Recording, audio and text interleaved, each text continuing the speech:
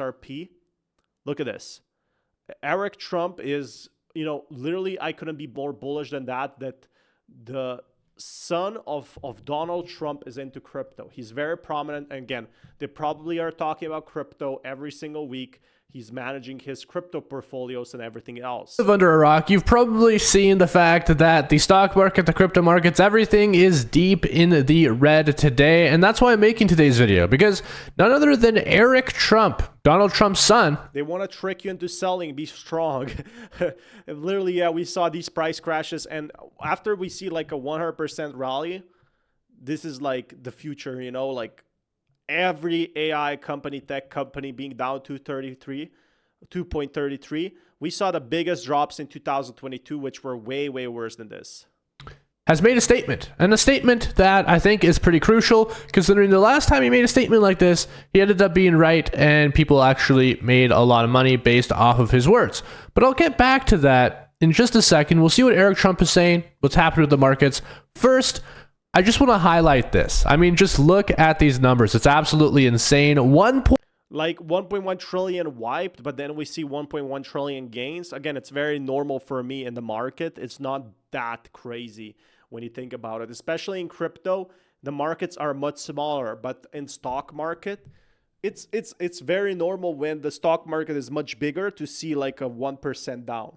So if you said 2% down or 3% down today, or if you said 1.1 trillion, which sounds more crazy, of course the 1.1 trillion, right? But if you said that crypto is down 1 trillion today, that's 30%. So that's a very big difference, and it's kind of I could call it misleading. $0.11 trillion have been wiped out from the US stock market just today.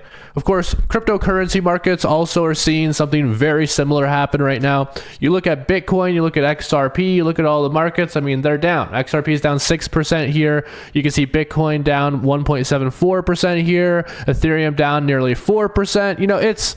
It's a bloodbath is what you would say. I mean, there's just absolute red everywhere across the market.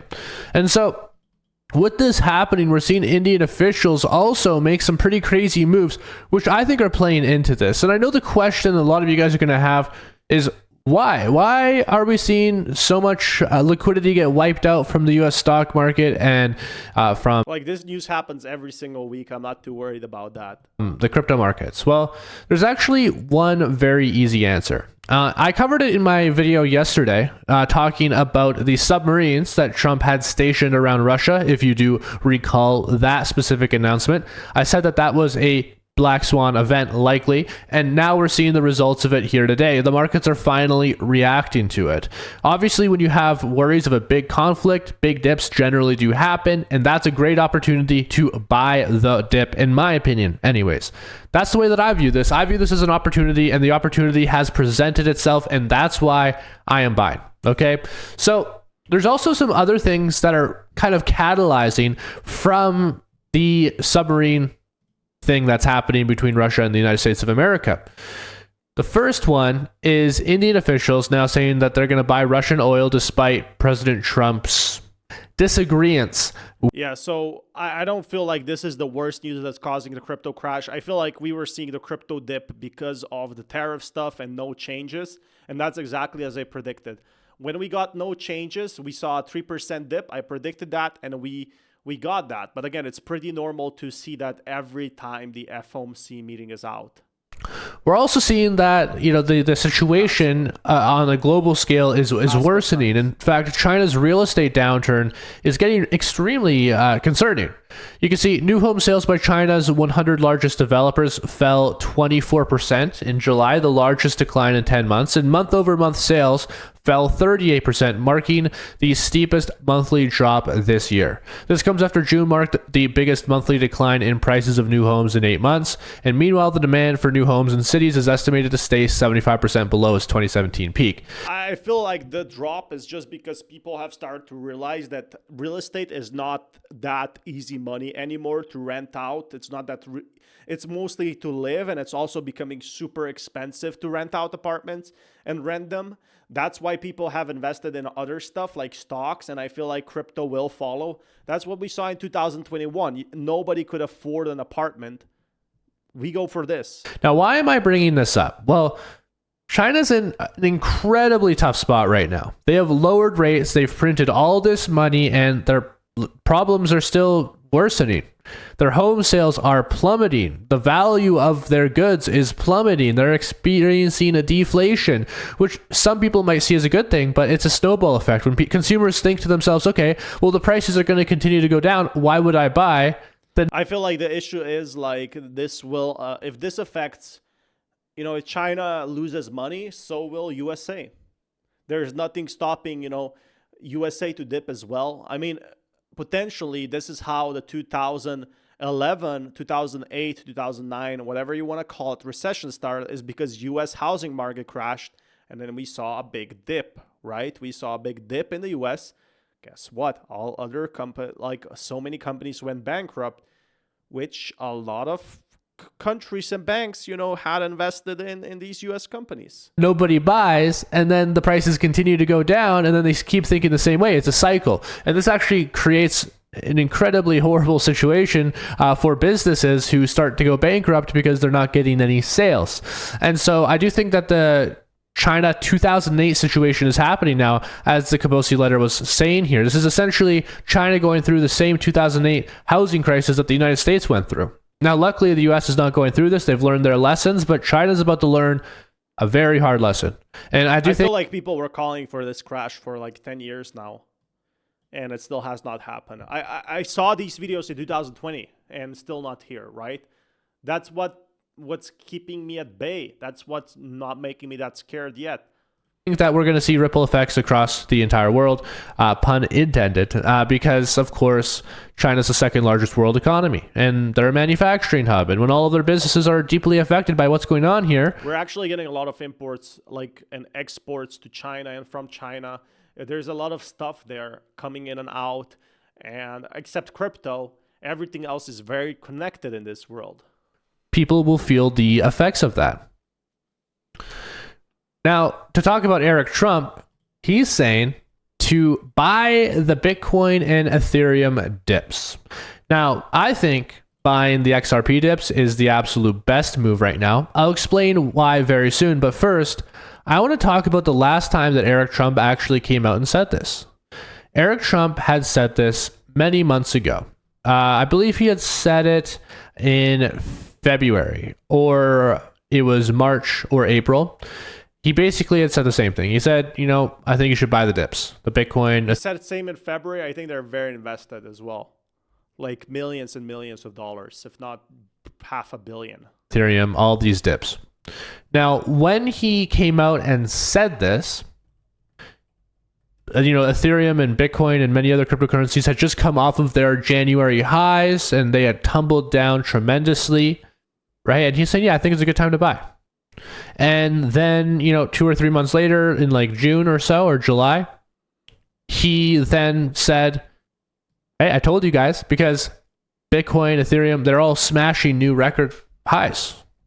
And now he's coming out and saying it again. So many people are seeing this as potentially, a sign that things will pick up again, similarly that they did before. Other people are saying, I feel like US will never now abandon crypto, at least this 4 years. Because they see this opportunity of growth, right? It's still very undertapped. It's still very low. The companies have not come in yet. That's where this could really pump. And that, you're just going to be his exit liquidity because of World Liberty Financial.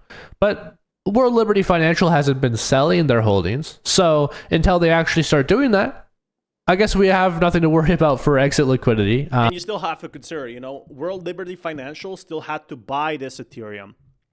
It had to own it, and they literally did cause the crypto. They didn't get these tokens issued. They got them for free. It's not like you get XRP for free. You're still playing the game, right? You went in, you bought it, and it's your right to sell if you're a company. On a factual side, just covering what they're doing.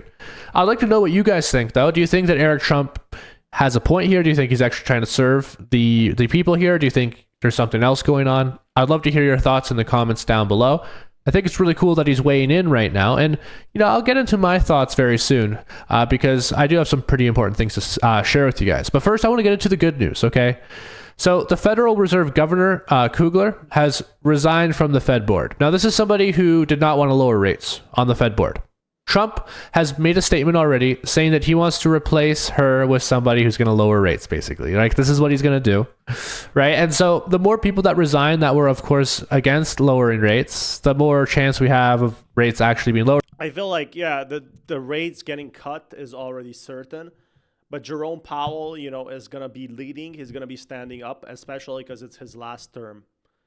So use the charts like an XRP sort. That would be definitely nice. Another thing right here is ETF approvals, right? This is something that people just seemingly have forgotten about for... Nobody forgot about ETF approvals, but they got delayed. And the issue is you need to wait a long time before we actually see more news for it. Maybe like 1, 2, 3 months. Whatever reason, even despite Ethereum having this legendary run where it's gone up astronomically over the last couple of months here, outpacing everything, having more volume than Bitcoin, right? People are just ignoring that fact that just happened because of the ETFs. And they're not even talking about XRP ETFs right now because of all these other headlines again, right? But Bloomberg's Eric Balchunas is saying that an XRP ETF could be approved by September or October, right? So we have like 1 or 2 months away from XRP ETFs, which will potentially bring in billions of dollars of volume into XRP over a very short period of time. Incredible. We have the Fed members that are stopping rates from being cut. So again, I think the ETFs, we need to get buyers for that. So even if the ETFs are out, you still need to have someone buying it, right? This is the important thing. Most of the people are bullish on ETFs because they feel like their prices will grow. So 589, dude, this would be definitely nice. I totally missed that. But this is the important factor I'm seeing right now. I'm actually very sleep deprived, is that most of the people who want XRP to grow is not, we got to consider the big institutions and partnerships. And this might take more than just 1 year. A lot of people are focused end of the year.